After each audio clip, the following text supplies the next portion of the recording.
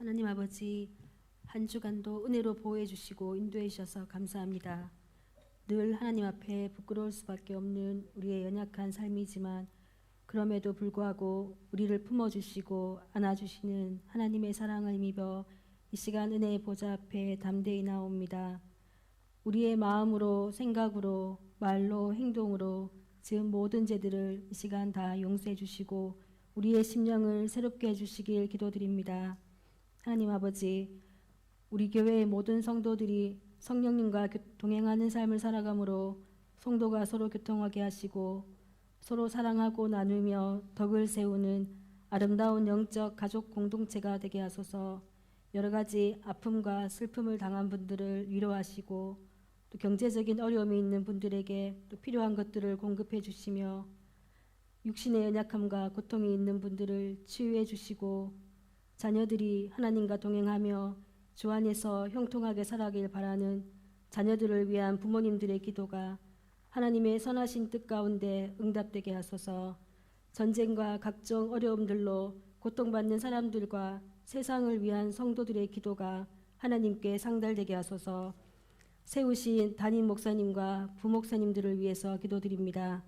영육간 강건하게 하시고 가정이 평안하게 하시며 하나님과 깊은 교제 속에서 성령 충만함으로 기쁨으로 목회하실 수 있게 인도해 주소서.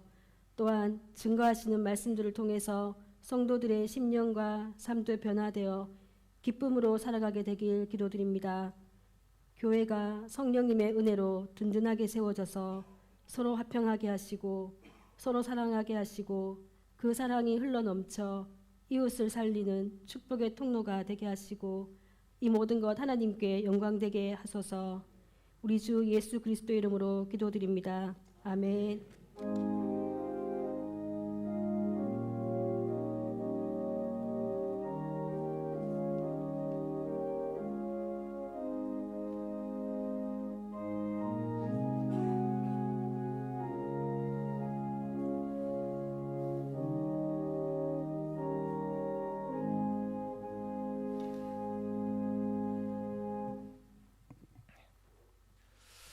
오늘 오후에 함께 우리가 나눌 말씀은 마가복음 신약성경 마가복음 10장입니다. 마가복음 10장 13절로 22절까지 말씀입니다. 신약성경 마가복음 10장 13절에서 22절까지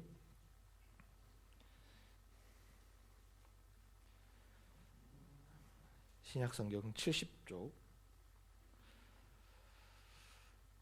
마가복음 10장 13절부터 22절까지 제가 한 절 여러분 한 절 마지막 절은 합독해 읽겠습니다. 사람들이 예수께서 만져주심을 바라고 어린아이들을 데리고 오매 제자들이 꾸짖거늘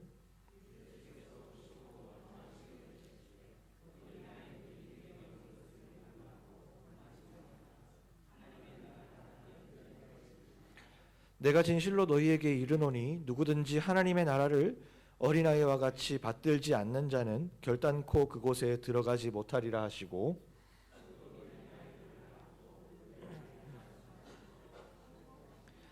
예수께서 길에 나가실새 한 사람이 달려와서 꿇어앉아 묻자오되 선한 선생님이여 내가 무엇을 하여야 영생을 얻으리이까?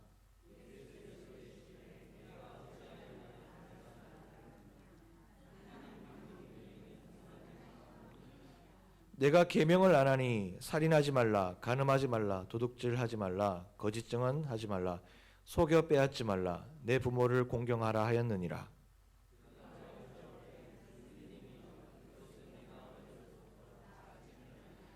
예수께서 그를 보시고 사랑하사 이르시되 내게 아직도 한 가지 부족한 것이 있으니 내 가서 내게 있는 것을 다 팔아 가난한 자들에게 주라. 그리하면 하늘에서 보화가 내게 있으리라.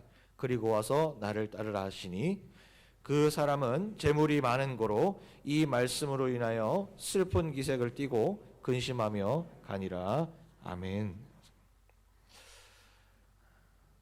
오늘 마가복음에서는 예수 그리스도께서 우리를 어떻게 사랑하셨는지에 대해 말씀을 통해서 우리에게 보여주고 있습니다. 당시는 예수님의 가르치심과 그 사역이 한창 활발하게 일어났던 시점이었고 사람들은 그 시간 속에 예수님의 말씀과 기적의 역사를 더 보기 원했습니다. 예수님의 말씀이 막 선포되고 마귀가 떠나가며 인간의 질병이 막 낫기 시작하는 그 현장들이 막 일어났습니다.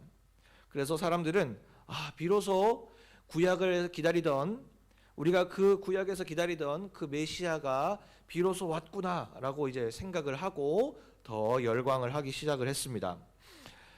근데 이 생각이 단순히 본문에 나오는 어른들 행동에서 이 생각이 이 본문에 나오는 오늘 어른들의 행동에서도 더 적극적으로 드러나고 있습니다. 따르는 회중들이 내가 은혜 받는 거를 넘어서서 우리의 자녀들까지도 예수님을 만났으면 좋겠다 하고 오늘 예수님 앞에 자녀를 데리고 오는 겁니다. 상상을 해볼까요? 내가 은혜 받는 거 은혜 받더라도 우리 자녀도 이 복음을 듣고 이 예수님을 만나고 정말 축복의 자녀로 살아갔으면 좋겠다라고 하는 그 부모의 심정 이해가 되시죠? 다 자녀를 키워보셨으니까 또 이해하실 텐데. 그렇게 이 복음의 진정성을 이제 이 회중들이 알기 시작을 하고 막 그런 역사가 일어나고 있는 겁니다. 지금 자녀들을 막 데리고 올 만큼 이 복음이 막 흥황하고 있는 상황인 거죠. 그런데 이럴 때에도 어둠이 역사를 할까요? 네, 이럴 때도 역사를 합니다. 이제 이 부모 세대들이 자녀들을 데리고 예수님을 꼭 만났으면 좋겠다. 이 복음을 정말 이 빛 대신 예수님을 우리의 자녀들이 좀 만났으면 좋겠다 해서 데리고 왔더니 누가 막는 거예요? 누가 막았습니까? 제자들이 막는 거예요. 아이들을 무시하면서 이 주님과 아이들의 이 연결 통로를 자기들이 막고 있는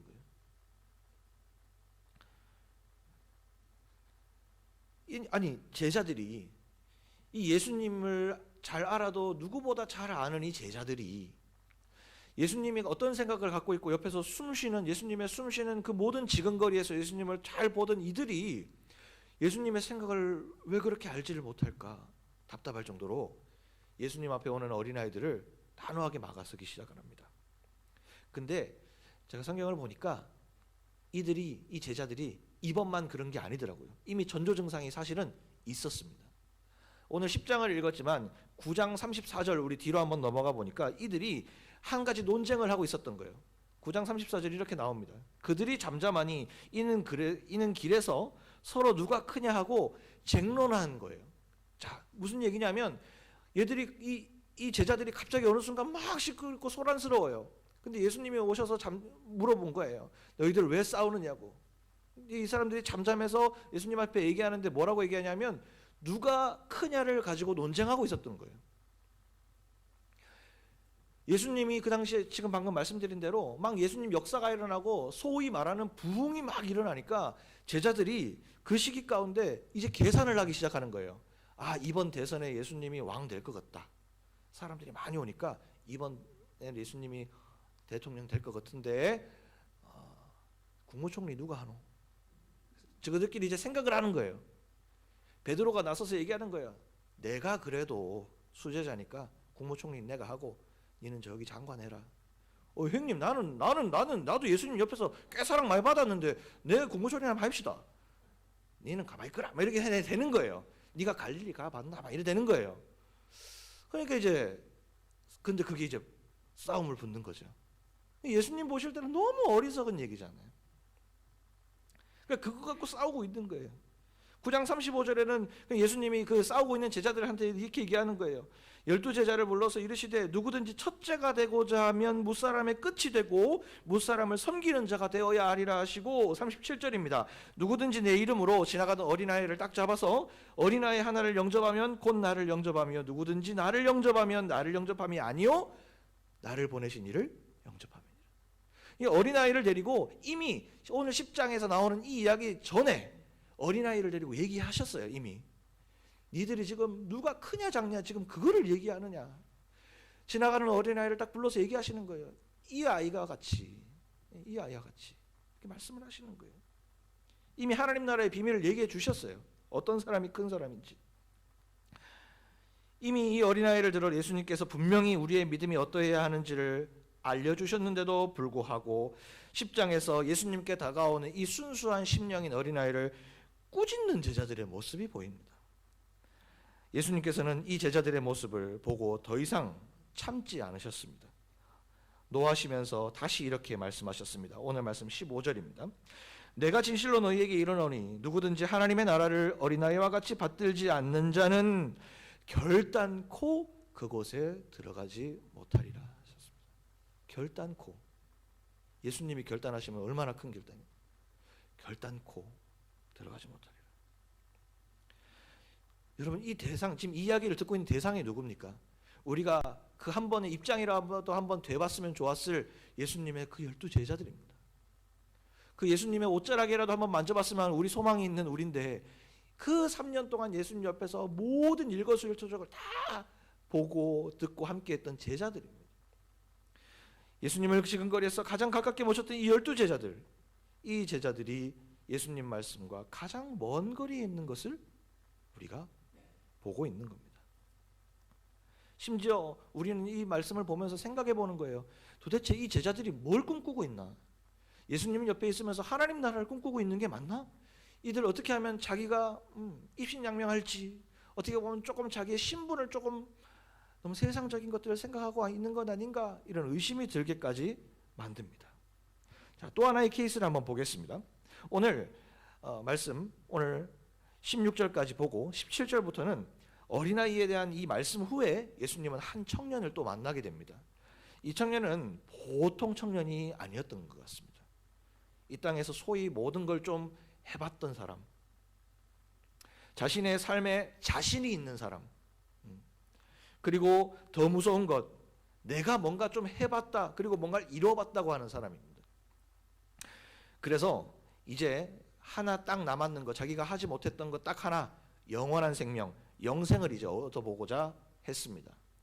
그래서 이것저것 율법에 대해서도 좀 많이 알고 있었고 해서 예수님을 찾아와서 선한 선생님이요 라고 부르는 것에서부터 보니까 뭔가 조금 나름대로 공부도 좀 했는 것 같아요. 영생을 추구한다는 질문, 계명 하나하나 나열하면서 내가 그렇게 하면 살아봤습니다라고 얘기하면서 얘기하는 거 보니까 나름대로 자기가 조금 공부도 하고 조금 고상한 지식을 좀 가지고 있었던 것 같아요. 그러나 그에게 부족한 것이 있었습니다. 바로 예수 그리스도의 말씀에 순종하는 게 없었습니다.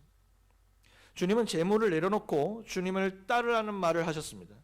너에게 모든 것이 완벽하나 하나 부족한 게 있다. 너가 가지고 있는 재물을 내려놓고 너는 나를 따르라. 근데 그 말에 근심하며 돌아갔다라고 성경은 증언하고 있습니다. 자, 오늘 이야기는 이렇게 세 부류에 대해서 먼저 말씀을 드렸습니다. 첫째는 어린아이입니다. 둘째는 제자들이고 셋째는 부자 청년입니다. 세 부류의 사람이 등장을 합니다. 제자들과 부자 청년과 제자들하고 부자 청년과 그리고 이 어린아이를 비교하기에는 사실은 비교군이 되지 않습니다. 배움, 삶의 연륜, 그리고 세상을 읽는 눈, 신앙에 대한 모습은 사실은 엄청나게 큰 차이가 납니다. 어린아이가 신앙생활을 하면 얼마나 하겠습니까? 겉으로 보기에는 차이가 엄청납니다. 어린아이가 어떻게 예수 그리스도의 제자보다 깊은 이해가 있을 수 있겠습니까? 그리고 부자 청년보다 인생을 얼마나 알겠습니까? 그러나 예수님께서는 9장과 10장에 그 신앙의 쟁쟁한 경력자들 앞에서 유일하게 어린아이들에게만 하나님 나라를 분명하게 약속하는 장면이 나타납니다. 예수님께서 이렇게 말씀하신 이유는 바로 하나님 나라를 어떻게 이해하고 있는가의 차이가 있는 것 같아 보입니다. 우리 인간의 삶과 죽음에는 이렇게 우리와 동일하게 하나님 나라를 어떻게 이해하고 있는지가 정말 중요합니다. 먼저 우리는 하나님 나라를 죽음 뒤에 가야 될 본향으로 생각하고 있습니다. 우리 죽으면 다 끝이 아니고, 죽으면 지옥에 가는 것이 아니고, 죽으면 주님 품 안에 영원한 주님 품 안에서 안식할 줄로 믿습니다. 우린 그 믿음 가지고 신앙생활을 하는 거죠. 그게 하나님 나라죠. 그런데 그 하나님 나라에 가기 위해서는 이 땅에서 하나님 나라를 경험해야 되고 그 하나님 나라를 만들어가는 성도로 살아야 됩니다. 죽고 나서 하나님 나라 갑니다. 이게 다가 아니고, 그러한 하나님 나라의 성도가 되기 위해서는 이 땅에서 하나님 나라를 누려야 되고 그 하나님 나라를 만들어가는 성도로 이 땅의 삶을 사용해야 됩니다. 그러나 예수님 시대에도 그렇고 현재 우리의 모습도 그렇고 우리 하나님 나라에 대한 이해가 좀 많이 혼란스럽습니다. 자, 그렇다면 예수님께서 오늘 우리에게 말씀하신 하나님 나라는 도대체 어떤 곳인가? 도대체 어떤 곳인가? 어떻게 이 제자들도 시행착오를 겪고 이렇게 넘어지는가? 하나님 나라는 세상의 논리가 아닌 하나님의 말씀이 기준되는 곳이 하나님 나라입니다. 우리 어린아이들과 같이 단순하게 금이 쫙 깔려 있고 뭐 보석이 많이 있고 뭐 그렇게 표현할 수도 있겠지만 가장 중요한 것은 하나님 말씀이 최우선의 기준되는 나라가 하나님 나라입니다. 하나님 말씀이 법인 나라. 제자들은 자기들이 첫째가 되고 싶었습니다. 세상의 기준을 가지고 되어보니 내가 천국에 혹은 예수님 우편에 앉을 사람이라고 주장했습니다. 이 정도면은 내가 예수님 옆에 앉아도 된다. 내가 교회 오래 나왔다. 내가 예수님 옆에 좀 오래 있었다. 내가 그래도 출신 성분이 좀 이렇다. 내가 좀 열심히 했다. 내 나름대로 가지고 있는 지식이 이렇다는 걸로 예수님 우편에 앉으려고 했습니다. 부자 청년 또한 누릴 것을 다 누리고 적당한 자신의 노력과 기준으로 하나님 나라를 가질 수 있겠다라고 착각했습니다. 결국 이 제자들과 이 부자 청년 둘의 공통적인 문제는 세상의 논리와 자신의 생각을 가지고 하나님 나라를 누리려고 했습니다. 그러나 하나님 나라는 그런 것이 아니었습니다. 오히려 세상과는 반대로 낮은 자세, 겸손함, 가지고 있는 것을 내려놓는 것에서부터 시작하는 것이 하나님 나라였습니다. 하나님의 나라는 하나님의 통치 그리고 하나님의 말씀 아래 있는 곳이기 때문에 그 말씀이 가장 큰 기준이 되어야 된다는 사실, 그것을 제자들과 이 부자 청년은 간과하고 있었다는 것이죠. 그리고 그 말씀을 지켰을 때 오는 축복이 진정한 축복이라는 것을 그들은 몰랐던 겁니다. 우리 삶에는 하나님 말씀을 가장 낮은 곳에 두려고 하는 유혹이 있습니다. 우리가 기도하는 제목들 중에 우리의 가정과 직장과 개인과 교회의 부흥을 기도하고 또 회복, 하나님 나라를 뭐 여러 가지 바라고 하지만 무엇이 기준이었는가를 생각하도록 성경은 항상 우리에게 요구하고 있습니다. 성경 속 축복의 주인공들을 한번 볼까요? 그분들은 이 성경 속 축복의 주인공들은 단순히 말씀을 아는 게 아니었습니다. 자신이 소유하고 가진 것으로 하나님 나라를 이루어내지 않았습니다. 제자들처럼 얼마나 예수님의 근처에 있는가도 아니었습니다. 얼마나 하나님 말씀이 나의 기준이 되어 있으며 내가 말씀에 얼마나 순종할 수 있는가에 인생을 바치고 믿음을 걸었습니다. 예수님조차도 그랬습니다. 우리로 하나님 나라 구원을 누리게 하시기 위해서 어떤 선택을 하셨습니까? 자신의 원대로가 아닌 그 자신의 가진 것을 모든 것을 다 내려놨습니다. 말씀에 순종하셨습니다. 하나님 말씀에 순종하셨습니다. 심지어 자기 자신을 완전히 버리시는 하나님 말씀에 순종하셨습니다. 빌립보서 2장 6절에서 8절입니다. 그는 근본 하나님의 본체시나 하나님과 동등됨을 취할 것으로 여기지 아니하시고 오히려 자기를 비워 종의 형체를 가지사 사람들과 같이 되셨고 사람의 모양으로 나타나사 자기를 낮추시고 죽기까지 복종하셨으니 곧 십자가에 죽으심이라. 오늘 어린아이와 제자들, 부자 청년, 이 차이가 바로 무엇입니까? 내가 무엇을 기준으로 삼고 사느냐. 그리고 하나님 말씀을 받는 모습에서부터 달랐습니다. 하나님 말씀이 나를 살리는 것임을 의심하지 않았습니다. 이 부모들부터 시작해서 이 자녀들은 예수님 앞에 오기를 주저하지 않습니다. 예수님 앞에 가면 산다. 거기에 일절의 고민이 있을 수 없습니다. 의심이 있을 수 없습니다. 그런 이들에게 오늘 주님은 16절 안아주시고 안수하여 주시고 축복해 주셨다라고 성경은 증언하고 있습니다. 성경에서 많은 이들이 이 비밀을 알고 순종해서 축복을 받았습니다. 이 비밀을 알았기 때문에 축복을 받고 하나님 앞에 믿음의 축복의 주인공으로 삼음을 받았습니다. 그 순종을 우리는 믿음이라고 얘기를 합니다. 우리가 신앙생활하면서 그렇게 입에 닳도록 말한 믿음은 하나님의 말씀을 기준 삼고 순종하고 받아들이는 것에 있습니다. 길이 아니면 가지 않는 것입니다. 아브라함은 그 삶에 하나님의 말씀이 기준이었습니다. 믿음의 조상도 결국은 그 삶의 기준이 하나님 말씀이었습니다. 약속하신 땅을 위해 자신의 처지를 버렸습니다. 100세가 되도록 자식이 없는 수치를 겪으면서도 하나님께서 주신 말씀을 기준하여 살았습니다. 그리고 그 아들을 바치라고 하신 말씀에도 순종했고 그렇게 믿음의 조상이 되었습니다. 그리고 그가 가는 곳곳마다 하나님 나라를 이루셨습니다. 그리고 그가 가는 곳 모든 속한 것이 복의 장소, 하나님의 언약이 성취되는 곳, 하나님께서 복이 될지라라고 하는 그 말씀을 성취하게 되었습니다. 반면에 다른 인물을 볼까요? 솔로몬의 이야기를 해보겠습니다. 솔로몬은 다 가진 왕이었습니다. 마치 부자 청년이랑 똑같았습니다. 나름 자기 열심도 있고 하나님을 만나서 지혜를 선물로 받을 만큼 자기 열심도 좀 있는 사람이었습니다. 다윗의 시대를 통해 모든 것이 준비가 다 돼 있었고 자신의 정치, 경제, 사회, 문화, 심지어 왕위의 왕권의 안정까지, 그 정말 어려운 왕권의 안정까지 완벽했습니다. 아버지가 워낙 잘해놓으니까 완벽했습니다. 그러나 그가 기준을 잘못 잡은 거예요. 하나님 말씀대로 그 하나님께 지혜를 받을 때 분명히 하나님 말씀하신 것, 네가 네 아버지 다윗의 뜻대로 나를 잘 섬기고 나아가면 내가 너로 복을 줄 것이다 라고 얘기했는데 여인에게 빠져 이방인들의 말을 기준으로 삼으면서 그 찬란했던 왕국은 반으로 갈라지고 후에는 그 갈라진 왕국마저도 모두 포로로 멸망당하게 됩니다. 자, 21세기를 사는 우리에게 하나님 나라는 어떠합니까? 우리에게는 하나님 나라가 어떠합니까? 가진 것이 있고 많은 것을 아는 것이 하나님 나라를 누리게 하지 않습니다.